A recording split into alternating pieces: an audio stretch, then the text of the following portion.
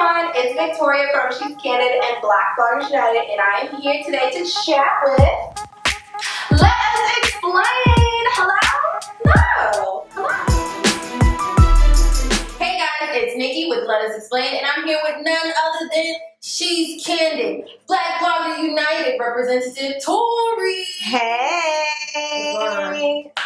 What is going on? That's a great question. What's going on? You're here. I am. Are you ready for this? I'm getting ready. I'm getting ready as we're rolling. So. It's not that bad. We're going to go ahead and you guys know I keep my notes on my phone, and as we always do, we just talk. Just a nice conversation. It's just a calm, cool, collective. Yeah. So you ready to jump in? Yes, absolutely. All right. So first, graduate from FIU. Yes. AKA. Yes. You want to do it? I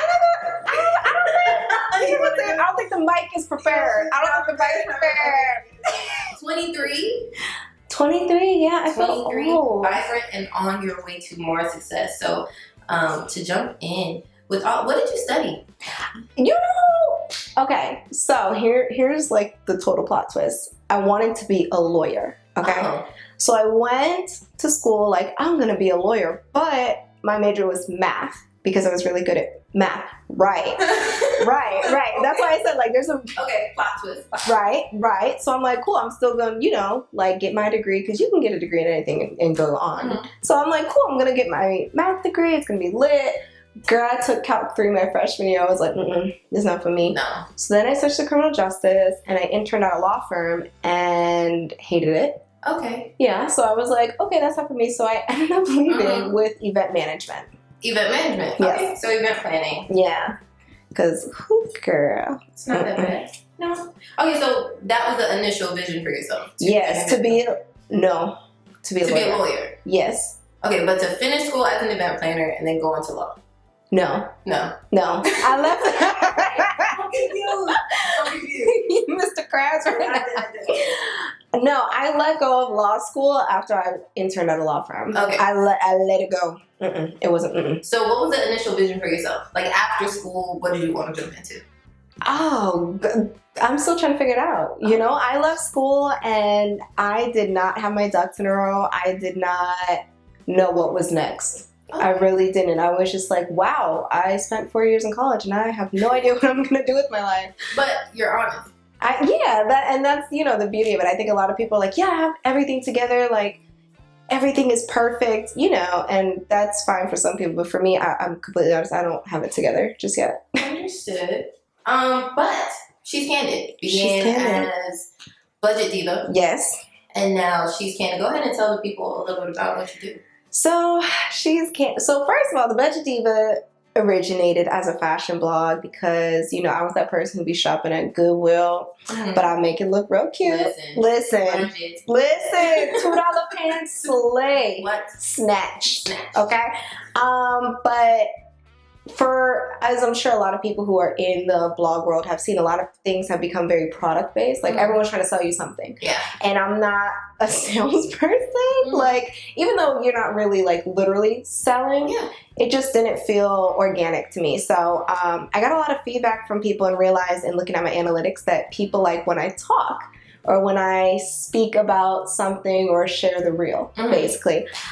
So October of last year, I decided to rebrand to ShesCandid, and more so just kind of, I'm still trying to actually figure out what ShesCandid completely is, but to me, it's just me being candid about my life, my growth as an entrepreneur, and my travels. I love your honesty. Like, I'm very genuine. You're being like, you know what, I don't even really know, but what I love about certain people and things, and I'm a big person on books and educating yourself, self-education, is that you have to be honest, and you have to say, you know what, I really don't.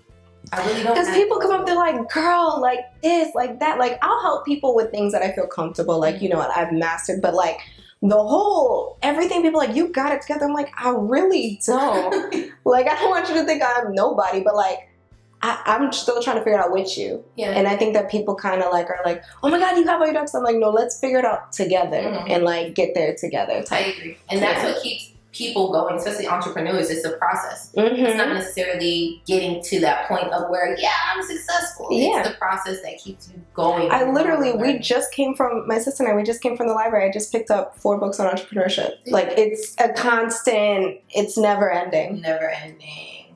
Okay, so I saw on your Instagram that you went to Black Tech Week. And Black Tech Week basically provides an inclusive and innovative hub for investment in entrepreneurs of color, promoting and supporting sustainable economic development in our communities. So how was that?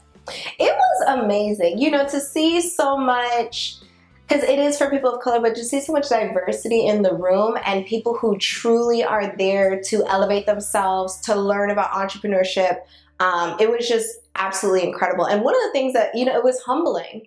Like, you know how as a blogger, it's kind of like, who's really watching? Yeah. Who's really, you know, someone told me there, he came up to me, he was like, I watched your recent video on you losing your job, and I came tonight just to hear you speak because it inspired me. And I'm like, yo, that's lit. Like, I'm just like, that's lit. Thank you for that segue, because I watched that video too. And let me tell you, like, it was fun. You guys have to check out her YouTube. You guys have to check out her YouTube because it's very, extremely honest, honest about life and life circumstances. So you woke up that day with a job.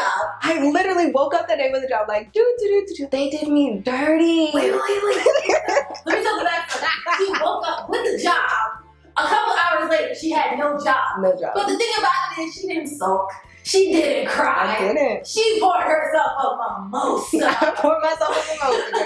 And was chilling. Like a boss. I did. Like a boss. So tell the people about that experience. Well, just to put it out there, I've never been let go. So I think that's one of the reasons I took it so personal in a sense. Like, I took it personal in like a positive way, but like, I've never been let go of a job. Like, normally I'll leave. Like, I'm like, this isn't the right fit. So I was just taken aback. I was literally like, clutched my pearls. Like, I was so confused. So after it happened, like, I called my best friend. I called my mom. She's like, is everything okay? Because like, it was like 10 o'clock in the morning. Like, why are you calling me?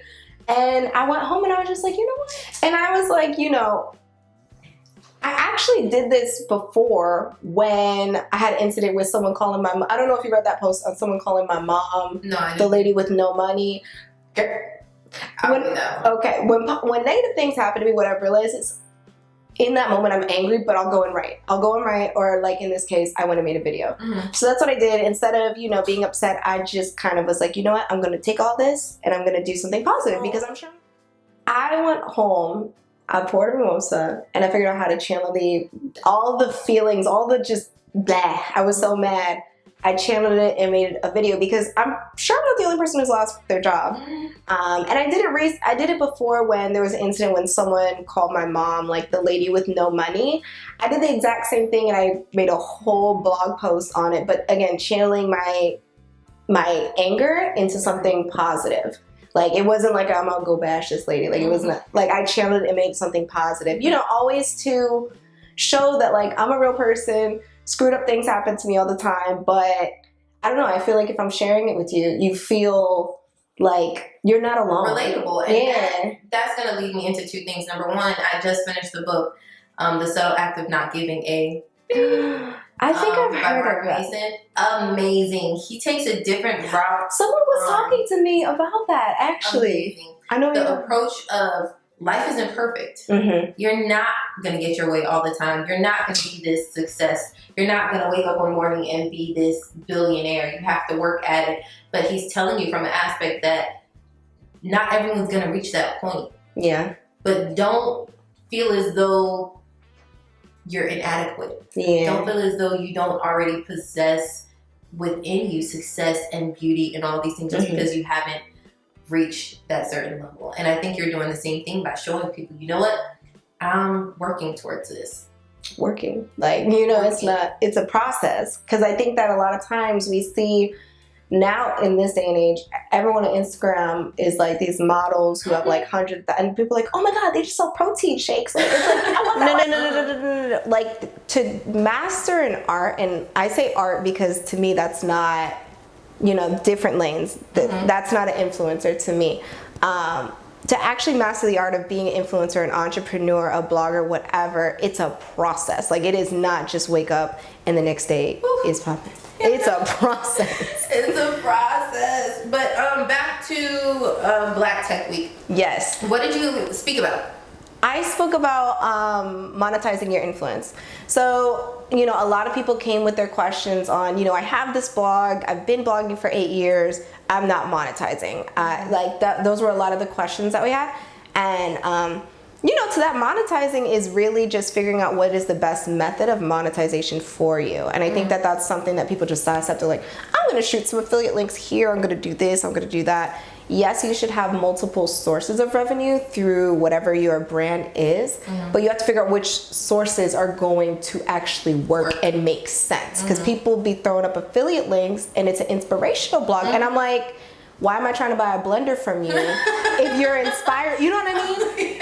But I'm doing this. No, I get it. They really do. And I'm just like, this is why you're not monetizing. I agree. So what are some of the services that you provide? Like, I see you do... You do a lot. I need to stop doing a lot. I'm doing the most. But recently, I just scaled it back and really focused on my pitch letters.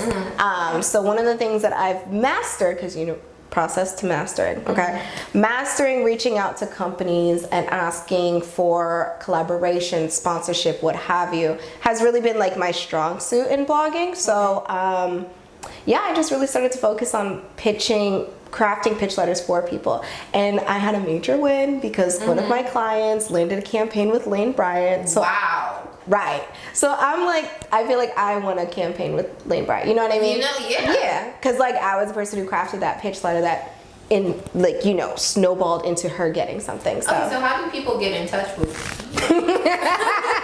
Because even me, Jen, we moving up. Jen, we moving up. You can, on my website, ShesCandid.com, on the services page. It's services, yes, because collaborations is for brands, but services is for my fellow blog boos. And I'm super inexpensive because, another gripe that I have with Blog World is everyone's like, I make 6 figures. Here's how. Buy my $500 course. That's how you make it, your 6 figures, boo. Let's keep it candid. Keep it candid. Okay, I don't want to be that person who's making 6 figures from you paying me $500 to tell you you need to learn your process and do it well. Yeah. That's a little shady. Palm trees. Palm trees. So how have you, I always ask people, how the culture, there's so much culture in our community. I just did an interview with DJ Lucky C, and the music culture is so influenced by, I can honestly say he has influenced the music culture and some of his associates. How have you influenced the blogger culture? Do it for the culture. I think I've influenced in a sense that, I think we've lost a sense of authenticity. I think, or at least the people who are authentic aren't seen. Not that I feel as though I'm out there huge or anything, but I feel like I've actually mastered being a micro influencer. People genuinely will email me and be like, your stuff is helping me this and that. So I know that I'm genuinely getting my stuff out there and seen by people. So the way that I think that I've influenced the culture is just by being, you can be yourself. So many people are like, I can't, I have to do this, I have to sell products. I'm like, you can be yourself. It might be different. Yeah. And I think, just like I was telling you before the interview, that's kind of one of the reasons I'm not on social media as much as I should be as a blogger, because it will just corrupt your mind and make you think you need to be like Susie. You need the Bentley, with you the don't body. need to with the Starbucks by the wheel. You don't need to do that. You can be yourself, and as long as you are truly wholeheartedly yourself, figure out how to make it work. That's it. All right. So you said that's why you're off social media. Yeah. So with that, help me out. Black Bloggers United. I went to one of her events and it was bomb. It was so welcoming, and the connection that was made between those girls. I even see 2 of the girls, they're still connected. Whitney and Maria. Yeah. Taking pictures together and things like that. Faithful. full. Like they shoot more than I do. Yeah. I'm like, y'all can't come out there, do we? But this has influenced the culture. I'm gonna steal this because this movement is so amazing. Tell the people about Black Bloggers United. That just warmed my heart to hear it. Oh my God, I'm such a proud mother. You are. But Black Bloggers United is basically a community of Black bloggers and creatives, because you know, when we say bloggers, people are like, but I got a podcast. Yeah. So Black bloggers and creatives worldwide. And I basically started, quite honestly, because I saw such a lack of diversity in other blogger networks that I was a part of. Not that they weren't resourceful and helpful, but just just lack of diversity.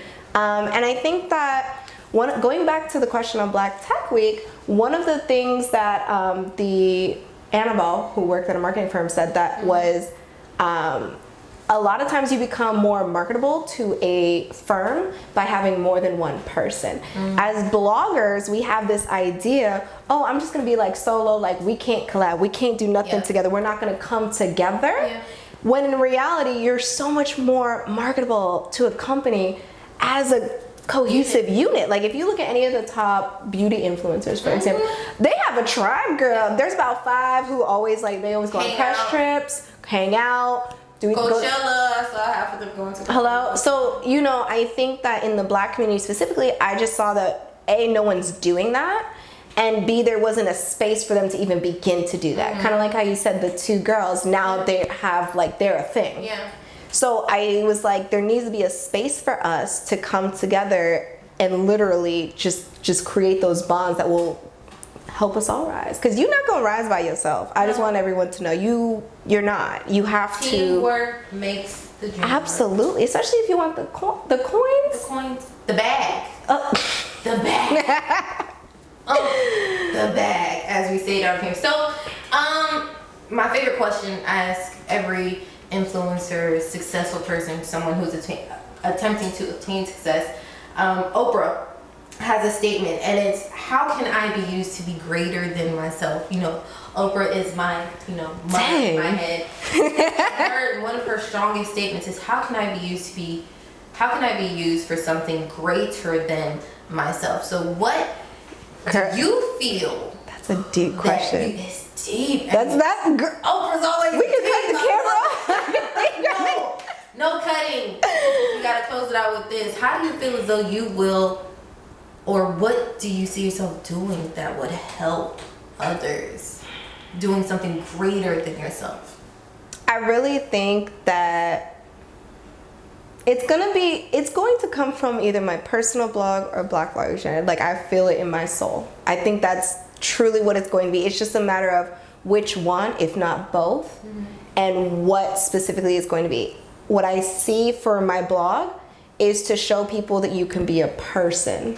You can rise, you can be a strong woman and grow and do anything you want. Like, you really can do it, and you don't have to sell the courses. Because I think that, like I was saying, like, as a blogger, a lot of people really do make their coins from selling hella courses that are like thousands of dollars. I'm not trying to do that. You know what I mean? So, like, I want people to see you can do this without doing that. And with Black Bloggers United, I think that it's already on its way to doing that, to helping people and being something larger than myself. Because now, like, I have 14 regional directors in cities across. Wow. I have them, and all the way up in Toronto, St. Louis. Toronto, girl. We international, girl. But, even things as simple as just a power hour, which is just us going to a coffee shop meeting. One girl I met in New York when I flew up for the event, she was like, I went to your power hour, and everyone was so on their grind that I left, I got business cards, I had a social media schedule, and I met with a photographer to shoot. And it's like, me just creating that space has now allowed people to just elevate themselves. So I think that to answer your question, I think it's going to be something greater than herself. Great. So, ladies and gentlemen, boys and girls, this is a wrap on the second Let Us Explain interview with TORI. I know she's not grinding. So check her out. All her information is going to be linked below. Thank you guys so much for tuning in. Bye. Get that work off on the block, boy. On high points, this is boy. And I'm a soldier living true, that's on top, boy. Why you got your shirt off? Cause I'm hot, boy. Where you get that work off on the block, boy. On football high points, this is boy. And I'm a soldier living true, that's on top, boy. Oh top, boy.